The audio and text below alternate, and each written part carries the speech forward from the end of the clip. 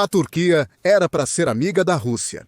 Por anos, o presidente turco Recep Tayyip Erdoğan equilibrou-se entre a OTAN e Moscou. Ele manteve o comércio aberto, não sancionou a Rússia e comprou armas do exército de Putin. Mas, agora, tudo mudou. Em uma jogada que até mesmo os Estados Unidos da América não previram, a Turquia está começando a mudar. E não é a favor da Rússia. Erdoğan parou de jogar neutro.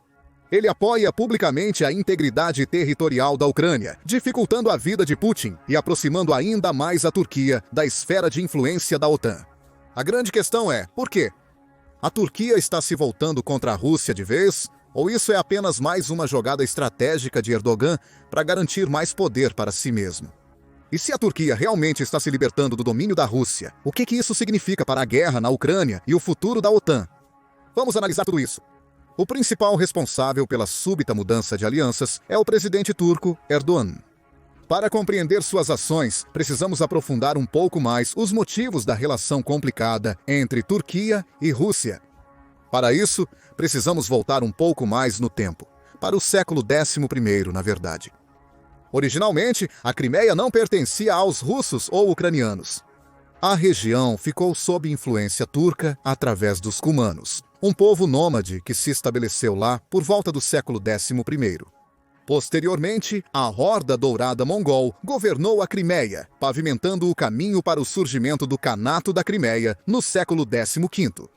Este estado, liderado pelos tártaros, embora independente em teoria, logo se encontrou sob a suzerania otomana. Em 1475, o Império Otomano tomou as principais cidades costeiras da Crimeia, incluindo o crucial porto comercial de Cafa.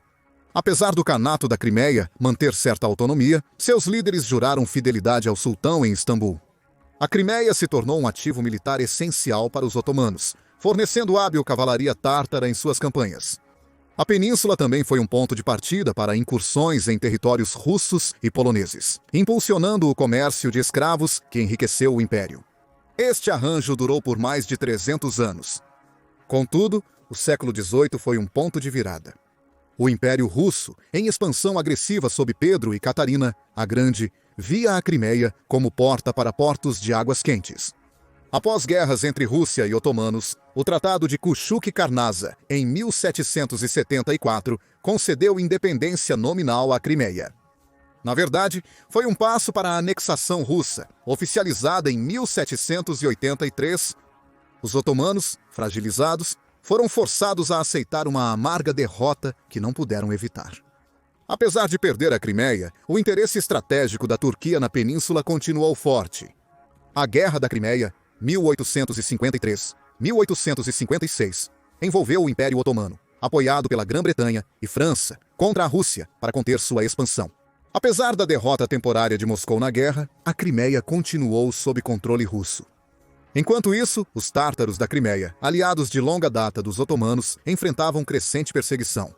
Ondas deles fugiram para terras otomanas, principalmente a Turquia atual, reduzindo ainda mais a identidade turca na região. A era soviética trouxe mais sofrimento. Em 1944, Stalin acusou os tártaros da Crimeia de colaboração nazista e ordenou sua deportação em massa para a Ásia Central.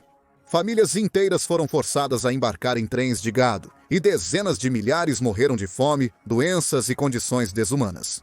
Por décadas, os tártaros foram proibidos de retornar, e sua terra natal foi povoada por russos étnicos. Estima-se que entre 150 a 200 mil pessoas foram deslocadas de suas casas e forçadas a migrar para o interior da Ásia. Somente no início dos anos 90, durante o colapso da União Soviética, muitos tártaros conseguiram retornar à Crimeia. Então, por que a Crimeia é tão importante para todas as partes envolvidas? Bem, existem algumas razões principais, sendo a primeira o acesso vital da região ao Mar Negro.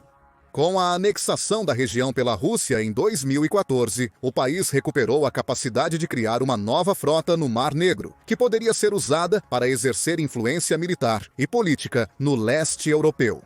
Ao anexar a Crimeia, a Rússia tomou uma das regiões mais importantes da Ucrânia moderna.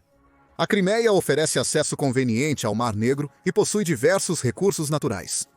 Como exemplo, as águas ao redor da Crimeia, no Mar Negro e no Mar de Azov, possuem grandes reservas de petróleo e gás natural.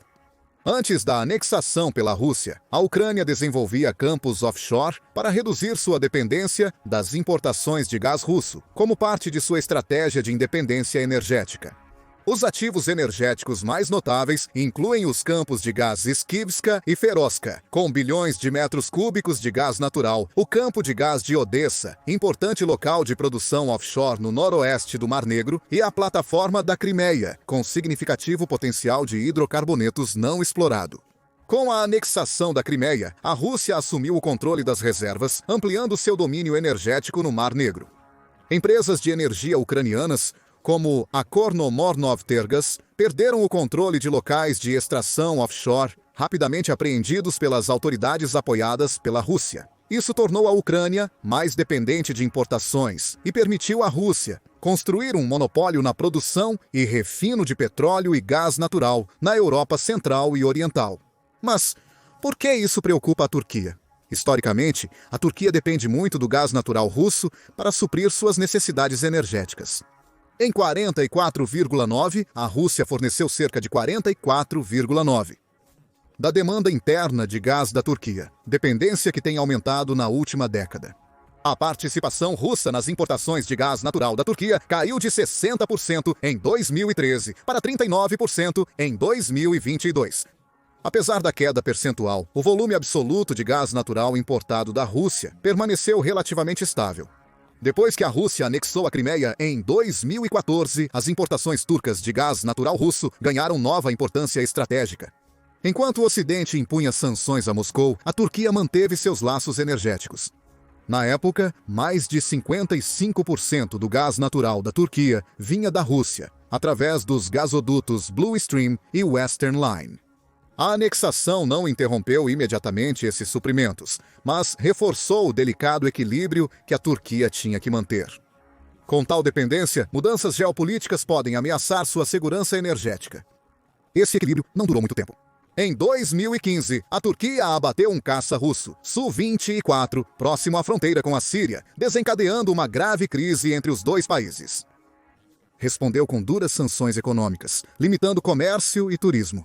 De repente, o gás que parecia tão confiável se tornou uma potencial arma. A Turquia não teve escolha e precisou repensar sua estratégia energética, buscando novos fornecedores como primeiro passo. O Azerbaijão tornou-se rapidamente um grande player na matriz energética turca. O lançamento do gasoduto Trans-Anatólia, em 2019, deu à Turquia acesso direto ao gás azerbaijano, reduzindo sua dependência dos gasodutos russos. Mas o Azerbaijão sozinho não poderia substituir o vasto fornecimento da Rússia. A Turquia precisava de mais opções e rápido. Foi quando o gás natural liquefeito entrou em cena. As importações dos Estados Unidos da América, Catar e Argélia aumentaram à medida que a Turquia expandiu sua infraestrutura de gás natural liquefeito. Mesmo diversificando, a Turquia não cortou completamente os laços com a energia russa. Na verdade, os dois países fecharam um acordo ainda maior. O gasoduto Turk Stream, concluído em 2020, estabeleceu uma nova rota para o gás russo, evitando a Ucrânia e reforçando o papel da Turquia como um centro energético. A ironia era clara. Enquanto a Turquia trabalhava para reduzir sua dependência, também se tornou um ponto de trânsito, chave para o gás russo para a Europa. Em 2022, a invasão em larga escala da Rússia à Ucrânia colocou a Turquia em uma posição ainda mais desafiadora. Países europeus reduziram importações de gás russo, mas a Turquia aproveitou os grandes descontos e continuou comprando. A guerra apenas sublinhou o que se tornou óbvio desde a Crimeia. Depender demais do gás russo era um jogo perigoso. A pressão para se afastar de Moscou não era mais apenas sobre política, era sobre segurança energética a longo prazo. Onde isso deixou a Turquia? Ainda caminhando sobre uma corda bamba. Continua a comprar gás russo, enquanto expande capacidade de gás natural liquefeito e aprofunda parcerias com o Azerbaijão e outros fornecedores. A situação foi agravada pelo fato de a Turquia pertencer à OTAN. As obrigações da Turquia com a OTAN a impediram de se alinhar muito proximamente com Moscou. Apesar do gás natural russo ser crucial para o fornecimento de energia da Turquia, os compromissos militares do país com a aliança impossibilitaram uma parceria estratégica plena com a Rússia. Quando as tensões Rússia-OTAN aumentam, a Turquia é lembrada de seus reais interesses de segurança. A anexação da Crimeia foi um dos primeiros grandes testes disso. Como membro da OTAN, a Turquia deveria ter se posicionado com a aliança, condenando as ações russas. Apesar de não impor sanções, expressou forte apoio à integridade territorial da Ucrânia e condenou a perseguição aos tártaros da Crimeia. Durante esse período, a Turquia seguiu comprando gás russo, equilibrando-se entre a necessidade econômica e a lealdade geopolítica. Quando a Turquia derrubou o caça russo Su-24, que violou seu espaço aéreo perto da fronteira síria, a Rússia retaliou com sanções econômicas. Os fornecimentos de gás não foram diretamente cortados, mas a crise mostrou quão vulnerável a Turquia estava à pressão russa. O incidente reforçou o papel da OTAN na defesa do espaço aéreo turco durante o aumento das tensões. A Turquia não teve escolha se não contar com seus aliados. Apesar dos contratempos, Turquia e Rússia cooperaram. A conclusão do gasoduto Turk Stream em 2020 aprofundou sua relação energética, permitindo que a Rússia contornasse a Ucrânia e enviasse gás diretamente para a Turquia e o sul da Europa. No entanto, assim como seus laços energéticos se fortaleceram, as preocupações da OTAN sobre as compras militares da Turquia da Rússia começaram a estressar as relações. Quando a Turquia comprou S-400 russos, a OTAN respondeu com duras consequências, incluindo a remoção do país do programa de jatos F-35. A mensagem era clara: confiar demais na Rússia para a defesa teria um alto preço. Depois que a Rússia invadiu a Ucrânia em 2022, a Turquia se recusou a aderir às sanções ocidentais sobre a energia russa. Porém, fechou os estreitos de Bósforo e Dardanelos para navios de guerra russos, restringindo as operações militares de Moscou no Mar Negro. Simultaneamente, a Turquia forneceu à Ucrânia drones Bayraktar, cruciais na resistência aos avanços russos. Essas ações distanciaram a Turquia da Rússia, mostrando que, em momentos críticos, os interesses de segurança da OTAN se sobrepõem à dependência econômica. É essa garantia de que a OTAN defenderá a Turquia, que no final a obriga a deixar de lado a influência russa e ficar com o Ocidente. Isso é mais um sintoma de como a Rússia gerenciou mal suas alianças geopolíticas ao atacar a Ucrânia.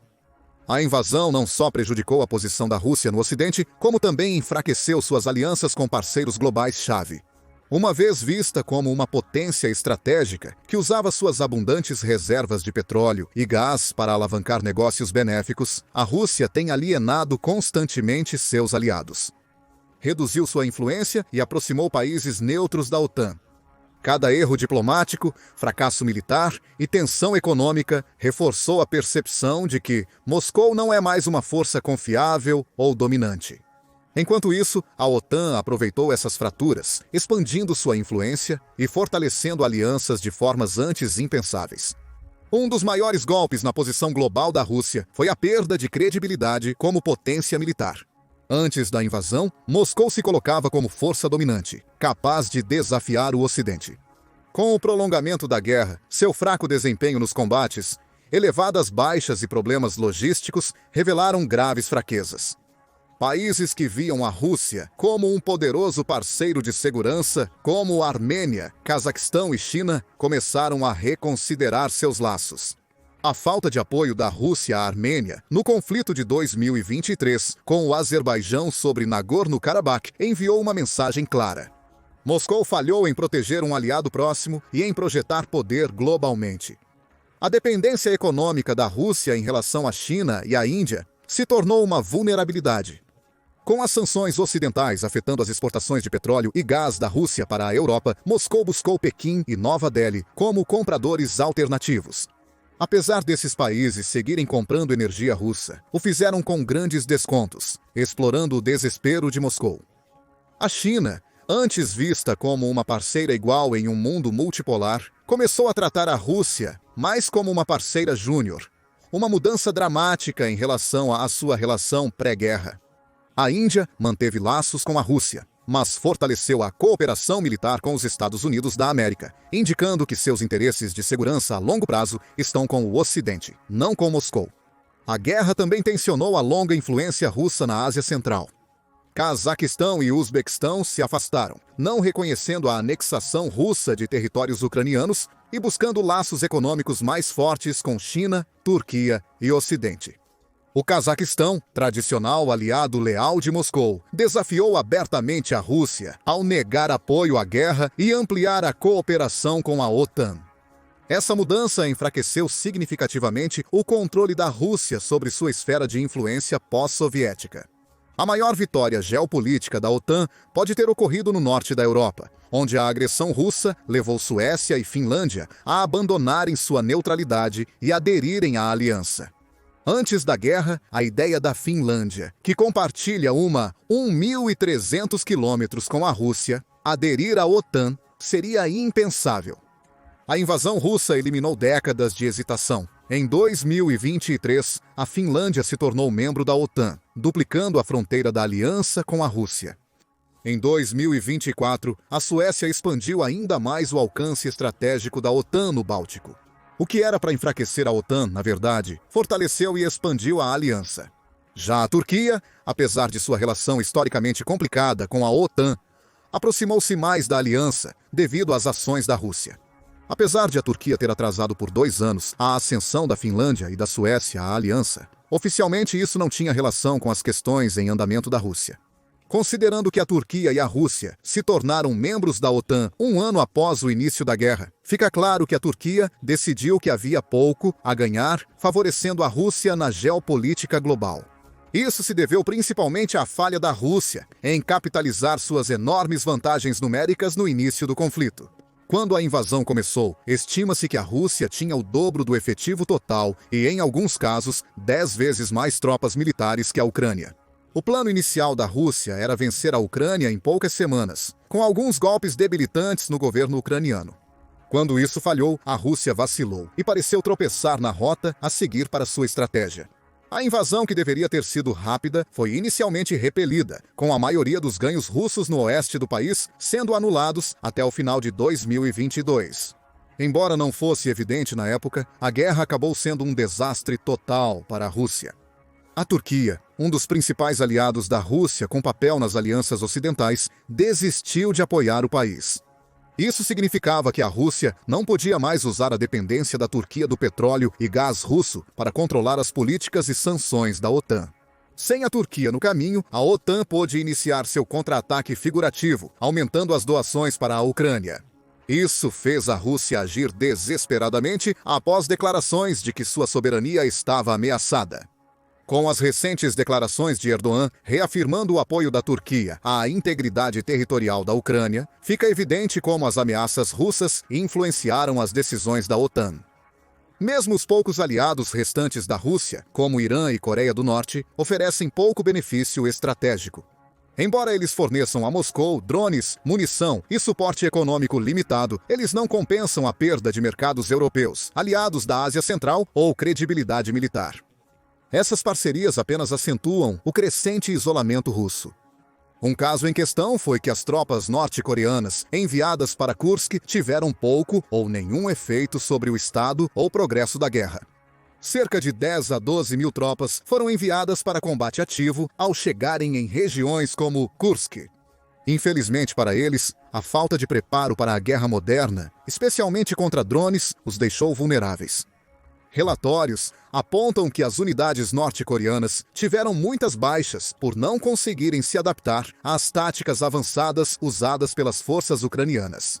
Alguns relatórios sugerem que os batalhões norte-coreanos perderam mais de 3 mil soldados em apenas 4 meses. Isso não só reduziu sua eficácia, como sobrecarregou os recursos militares russos, já que os esforços tiveram que ser redirecionados para apoiar e reabastecer essas unidades com desempenho ruim. O aumento esperado de mão de obra das forças norte-coreanas não se traduziu em uma vantagem estratégica para a Rússia. A integração dessas tropas na estratégia militar russa, comparável a um moedor de carne, introduziu mais erros logísticos. A queda das tropas norte-coreanas pode ser considerada um dos pregos no caixão da Rússia para conseguir um aliado durante a guerra. Com a Coreia do Norte praticamente impotente, a Turquia se voltando para o oeste e a China favorecendo fortemente a tentativa de parecer o mais neutra possível, a Rússia perdeu praticamente todo o apoio geopolítico que já teve. A Rússia ainda obtém benefícios econômicos através do comércio, com China, Índia e outros países do Brasil. Rússia, Índia, China, África do Sul. Alguns desses acordos são muito desfavoráveis para a Rússia, porém, está evidente que ela terá que seguir adiante sozinha.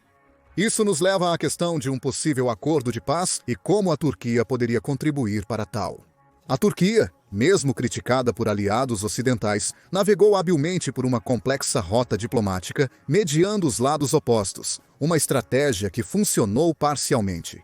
Em março de 2022, a Turquia sediou uma reunião de alto nível em Antália entre os chanceleres da Rússia e da Ucrânia, sendo um dos seus primeiros esforços.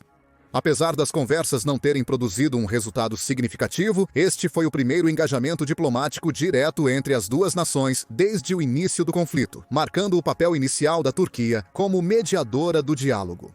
Uma conquista mais impactante foi a iniciativa do Grão do Mar Negro, nascida de preocupações urgentes com a segurança alimentar à medida que a guerra interrompia as exportações globais de grãos.